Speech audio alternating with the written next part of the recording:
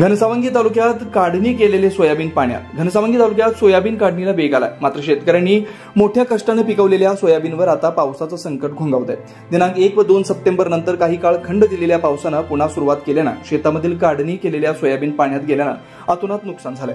तर सोयाबीन पीक काढणीला पावसामुळे अडचण निर्माण होत असल्यानं शेतकरी वर्गात नाराजी पसरल्याचं चित्र तालुक्यात दिसतंय। घनसावंगी तालुक्यात किमान यावर्षी तरी सोयाबीनचं पीक हाती येईल आणि भावी चांगला मिळेल या आशेत शेतकरी होता। मात्र मागील 20 दिवसांपासून विश्रांती घेतलेल्या पावसानं परवापासून विजेच्या कडकडाटासह पावसाला सुरुवात झाली। यामुळे सोयाबीनच्या उभ्या पिकाचं नुकसान झालंय।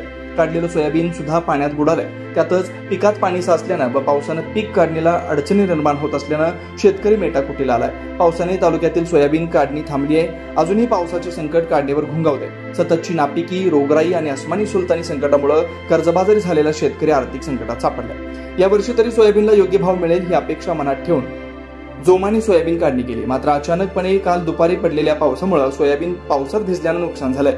आधीच उत्पादनात घट आणि आता पावसात पीक भिजल्यानं आम्ही दुहेरी संकटात सापडलोय। शासनाने ताबडतोब मदत द्यावी अशी मागणी मासेगाव येथील शेतकरी सुंदर आनंद यांनी केली आहे। Balasaheb Dhere, TV1 news, Ghansawangi.